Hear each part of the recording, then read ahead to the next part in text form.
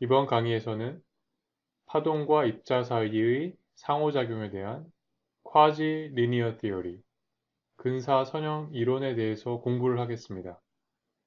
이것은 웨이브 댐핑에 대한 란다우의 모델, 리니어 모델이었죠. 이것에 대한 확장이라고 볼 수 있습니다.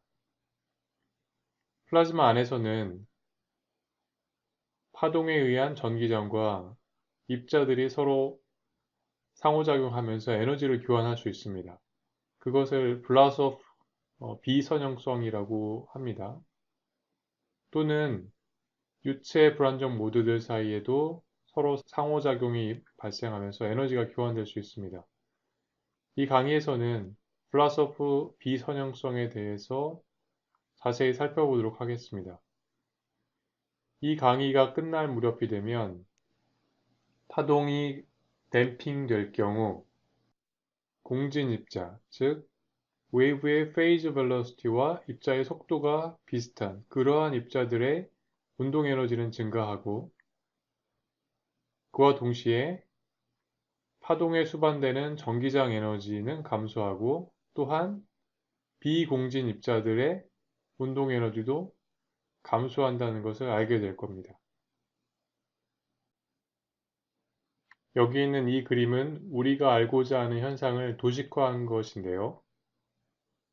초기에 이러한 입자 분포가 있고 그리고 파동의 에너지가 이러한 스펙트럼을 가지고 존재한다고 생각해 봅시다.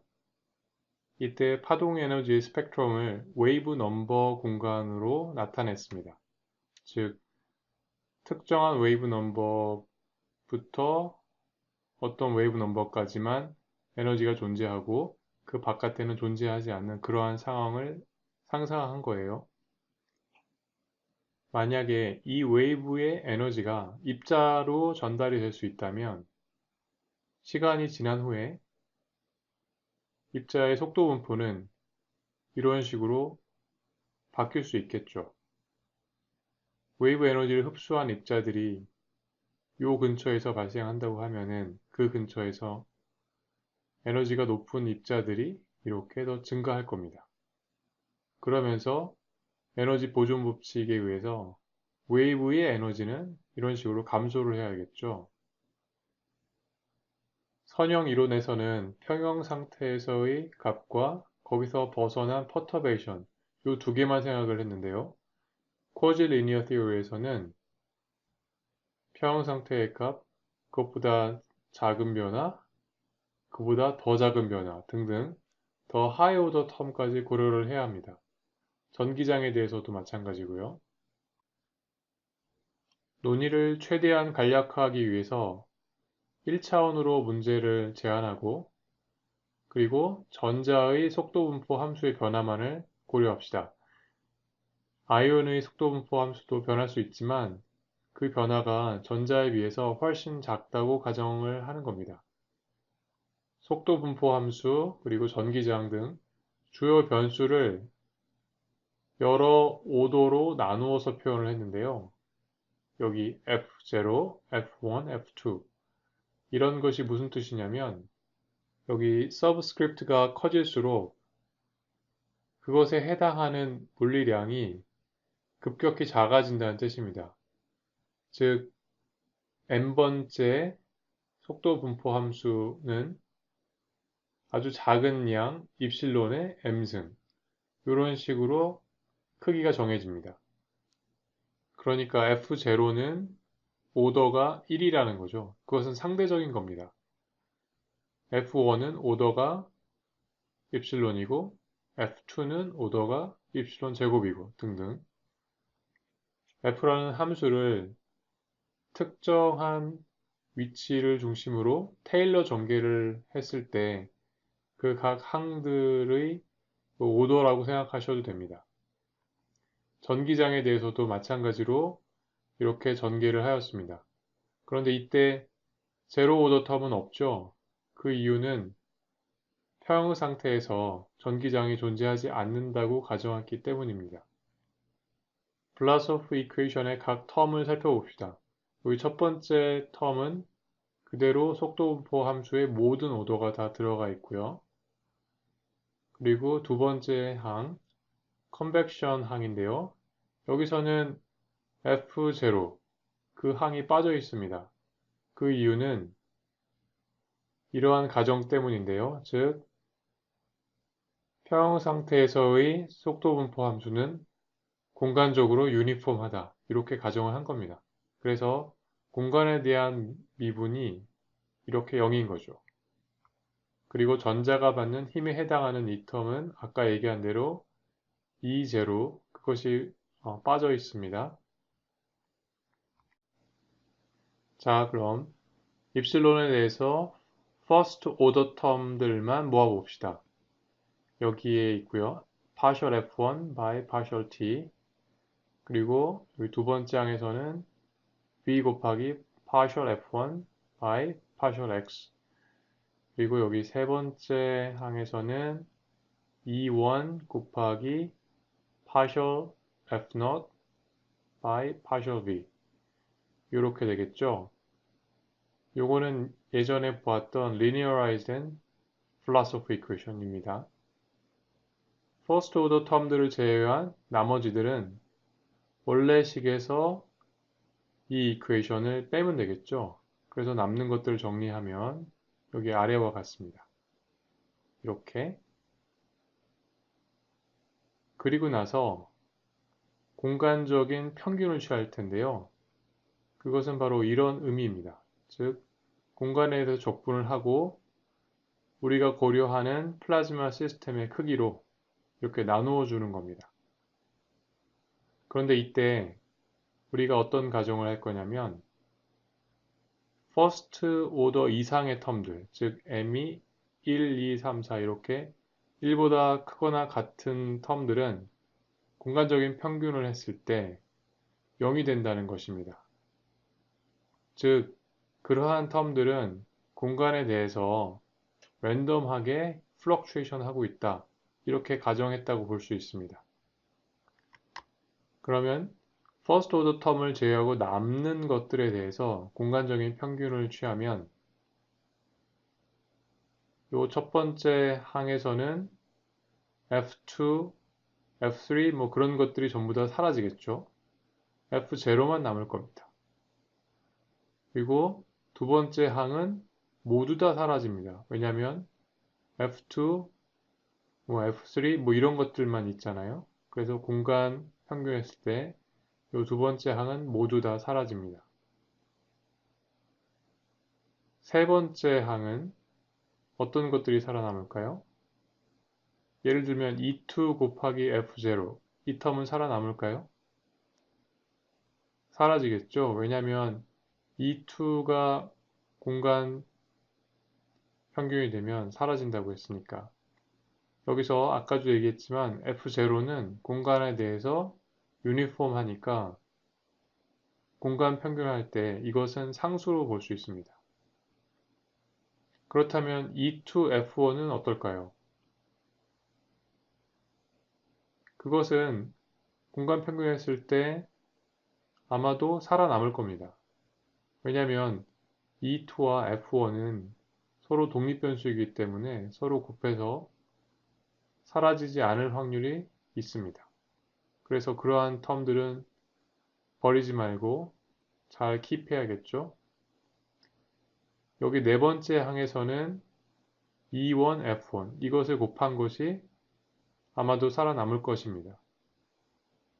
아까와 마찬가지로 이 두 변수는 독립이기 때문에 곱해서 공간적인 평균을 하게 되면 사라진다는 보장이 없어요. 마찬가지로 E1 곱하기 F2 이 항도 살아남을 겁니다. 그렇게 해서 정리를 하면 여기에 있는 아래식처럼 됩니다.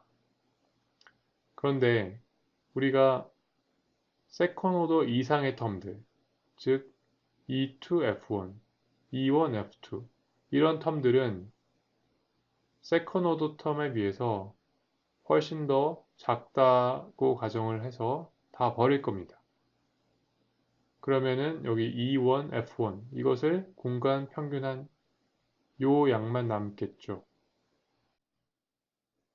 자, 정리를 하면 퍼스트 오더를 제외한 나머지들을 공간에서 평균을 하니 제로 오더 텀의 시간 변화가 E1, F1의 속도 미분과 비례한다.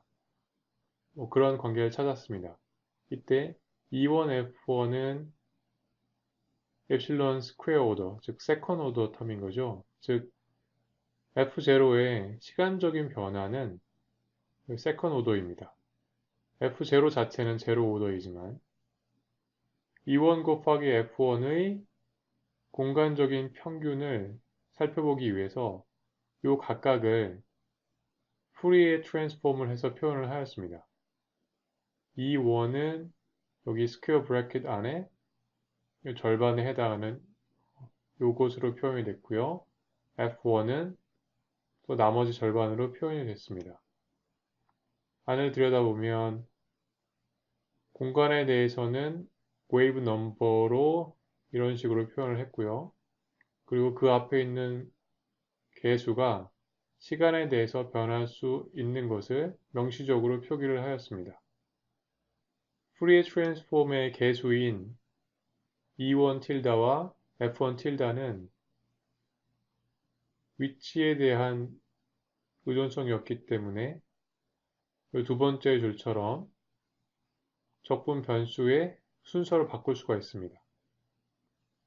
이렇게 익스포넨셜 텀을 모아서 속도 적분을 하게 되면 그 결과가 델타 펑션에 해당합니다. 즉 k 플러스 k 프라임이 0인 경우만 무한히 큰 값을 갖게 되고요. 그 외의 경우에는 0입니다. 요거는 델타 펑션에 대한 아이덴티티이니까 잘 기억해두면 유용합니다. 이 부분을 델타 펑션으로 치환을 하고 K'에 대해서 적분을 하면 그러면은 K'이 마이너스 K일 때만 이런 식으로 끄집어내시겠죠. 그래서 여기 E1 tilde of minus KT 그리고 F1 tilde KVT 이런 식으로 정리가 됐습니다. 이때 E1 tilde와 F1 tilde의 시간에 대한 의존성, 즉 이러한 오실레이션의 프리퀀시는 K의 함수, 즉 어떤 특정한 디스퍼전을 만족한다고 가정을 합니다. 그것을 포멀하게 표현하면 뭐 이렇게 표현되겠죠. 즉 오메가와 K가 서로 어떤 관계를 가지고 있다. 뭐 이렇게 표현할 수 있습니다. 그런 상황에서는 여기 시간에 대한 의존성을 이렇게 exponential of minus I 오메가 function of kt 뭐 이런 식으로 표현할 수 있습니다. 이렇게 시간에 대해서 특정한 주파수를 가지고 변화하는 그런 물리량을 아이겐 모드라고 합니다. 디스퍼전 이런 관계가 존재한다고 가정을 하게 되면 여기 푸리에 변한 개수인 E1 틸다와 F1 틸다를 이런 식으로 아이겐 모드로 표현할 수가 있습니다. 퍼스트 오더 텀만 남긴 필라소프 이퀘이션을 아이겐 모드 베이시스에서 표현을 하면 여기 오른쪽에 보는 바와 같이 시간 미분은 마이너스 I 오메가로 변환이 되고 그리고 공간에 대한 미분은 IK 이렇게 변환이 됩니다. 이러한 관계식을 쓰는 이유는 F1 틸드와 E1 틸드 사이의 관계식을 이처럼 찾기 위함이죠. 그래야만 아까 전에 E1 times F1 이것의 공간적인 평균을 계산할 수 있게 됩니다. 이 식은 예전에 블라소프 이퀘이션을 통해서 웨이브 디스퍼전을 찾을 때도 동일한 방식으로 유도했던 식인데요. 잠시 후에 또다시 한번 얘기하겠습니다. 이 결과를 아까 푸리에 트랜스폼한 그 적분식에 대입을 하면 이와 같이 표현이 되겠죠.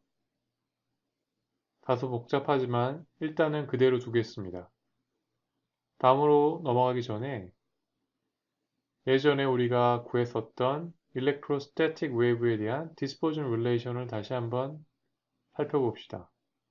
electrostatic이라는 것은 전기장의 변화가 electrostatic potential의 gradient로만 주어진다. 뭐 그런 의미입니다. 포아송 이퀘이션을 아이겐모드 베이시스에서 표현을 하면 이렇게 k 스퀘어 phi1 tilde 그것이 이 오른쪽에 있는 전하 밀도 나누기 입실론 제로 뭐 이렇게 되는데요. f1 tilde를 e1 tilde로 표현하면 이렇게 되는데 e1 tilde는 또다시 -ik phi1 tilde와 같으니까 최종적으로는 이와 같이 표현이 될 겁니다. 그래서 최종적으로 양쪽의 phi1 tilde를 소거하고 정리하면 보는 바와 같이 dispersion relation이 유도가 됩니다.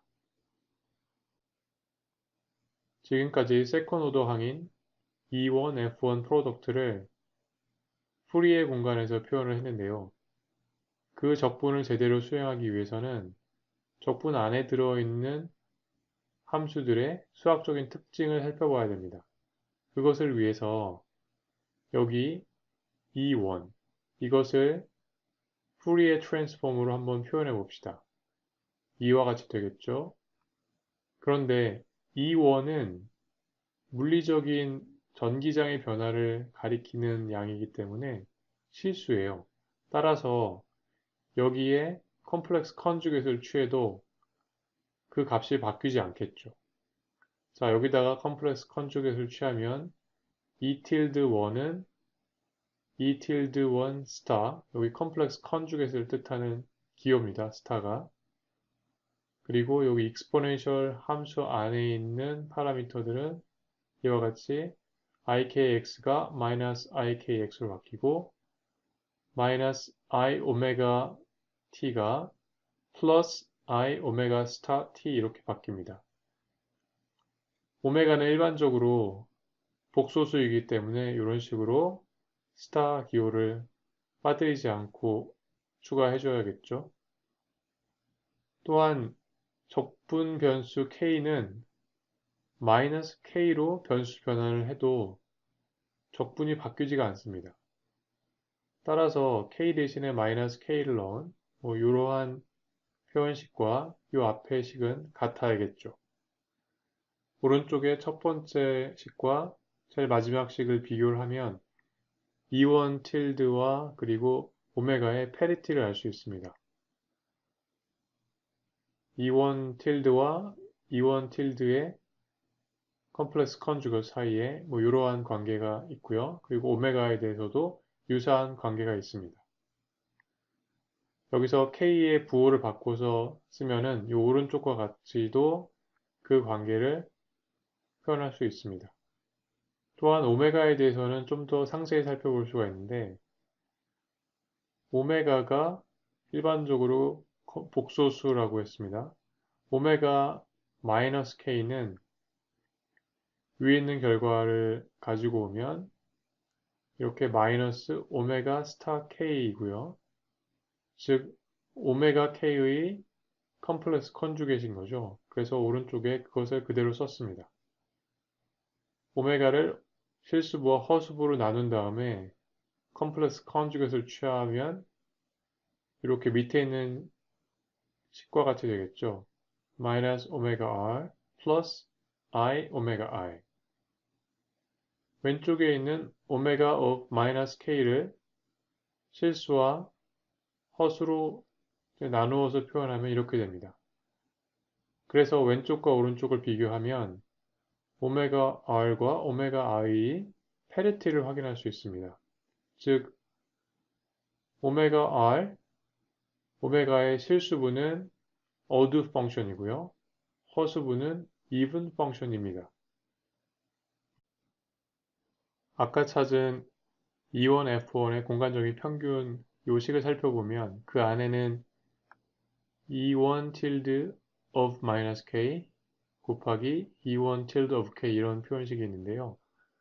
방금 전에 찾은 패리티를 적용을 하면 그 결과는 이렇게 간편하게 E1 tilde의 절대값의 제곱 이렇게 정리할 수 있습니다. 익스포넨셜 안에 있는 이 오메가에 대한 것도 패리티를 적용을 하면 이렇게 이미지너리 파트에 해당하는 것만 남습니다. 왜냐하면 오메가의 리얼 파트는 오드 펑션이기 때문에 사라지게 되겠죠. 그렇게 해서 최종적으로 정리를 하면 E1, F1의 공간적인 평균은 이와 같이 비교적 간단하게 표현이 됩니다. 유사한 과정을 거치면 E1의 제곱의 공간적인 평균 이것은 나중에 중요하게 사용될 양인데요. 이것도 푸리에 트랜스폼을 하고 그 후에 E1 틸다와 오메가의 패러티를 활용을 하면 여기 제일 밑에 보는 바와 같이 비교적 간단하게 표현할 수가 있습니다. 방금 전에 E1 제곱의 공간적인 평균을 계산한 이유는 바로 그것이 웨이브의 일렉트릭 필드 에너지 그것과 관련이 되기 때문이죠. 일렉트릭 필드 에너지는 입실론 0 E1 제곱 나누기 2 이렇게 표현이 됩니다. 정확히 얘기하면 일렉트릭 필드 에너지 덴시티죠. 그러면 이것은 방금 전에 구한 바와 같이 푸리에 트랜스폼된 공간에서는 이와 같이 표현이 되고요. 이때 스펙트럴 에너지 덴시티를 이와 같이 정의를 하면 웨이브 일렉트릭 필드의 에너지는 이렇게 간단히 표현이 됩니다. 스펙트럴 에너지 덴시티를 스크립트 E 이렇게 요 문자를 표현을 했고 이것은 웨이브 넘버의 함수이고 시간에 따라서 변할 수 있는 양입니다. 자, 이제 거의 다 됐는데요. 아까 전에 플라소프 이퀘이션에서 세컨 오더 항 그것들을 다시 쓰면 이렇게 되고 우리가 이전 슬라이드에서 얻은 E1, F1 공간 평균에 대한 표현식을 적용하면은 이렇게 됩니다. 식이 복잡해서 제가 따로 읽지는 않을게요. 그리고 스펙트럴 에너지 덴시티를 활용을 하면 위에 있는 표현식은 좀 더 간편하게 이렇게 표현이 됩니다. 자, 이제 여기 K에 대한 적분, 요 항을 자세히 살펴보면 속도 미분 사이에 끼어 있죠. 요 끼어 있는 이것을 DQL 이렇게 정의를 하겠습니다. 그리고 Quasi-Linear Diffusion Coefficient라고 읽겠습니다. 이렇게 표현하고 나니까 정말로 제로 오더 속도 분포 함수에 대한 diffusion equation처럼 됐죠. diffusion equation이라는 것은 gradient에 비례하는 그런 플럭스가 있고 그것의 divergence가 변화를 결정한다. 뭐 이런 내용의 방정식입니다. 표면적인 형태는 완전히 diffusion equation의 형태를 하고 있습니다. 그래서 요 파라미터 dQL을 Quasi-Linear Diffusion Coefficient라고 부르는 겁니다. 지금까지 얻은 결과들이 양이 많아서 전체적인 그림을 파악하기 어려울 수도 있는데요. 한번 도식화해서 지금까지의 결과들을 연결해 보겠습니다. 먼저 예를 들어서 초기에 파동이 존재한다고 합시다. 그 파동은 전기장이 수반돼 있어서 초기에 스펙트럴 에너지 덴시티가 유한합니다. 그러면 그 스펙트럴 에너지 덴시티가 주어지고 그리고 파동 고유의 디스퍼전이 결정이 되는 상황에서는 Quasi-Linear Diffusion Coefficient를 계산할 수가 있겠죠. 그러면 그 디퓨전에 의해서 원래 그 속도 분포 함수는 변하게 될 것입니다. 그리고 속도 분포 함수가 변하면 여기 블라소프 이퀘이션에서 보는 바와 같이 디스퍼전 릴레이션이 바뀝니다. 디스퍼전 릴레이션이 바뀌면 즉 특정 K에 대한 오메가 i가 바뀌니까 스펙트럴 에너지 덴시티가 변하는 양상이 또 바뀝니다. 이런 식으로 계속 이런 루프를 거치면서 시스템이 변화하게 되겠죠. 이러한 루프는 셀프 컨시스턴트 하다고 할 수 있습니다. 이러한 기본적인 개념을 가지고 임의의 속도 분포 함수와 임의의 웨이브 스펙트럼이 주어졌을 때 속도 분포 함수 및 웨이브의 스펙트럴 파워 덴시티가 어떻게 변할지를 예상하거나 계산할 수 있는 겁니다.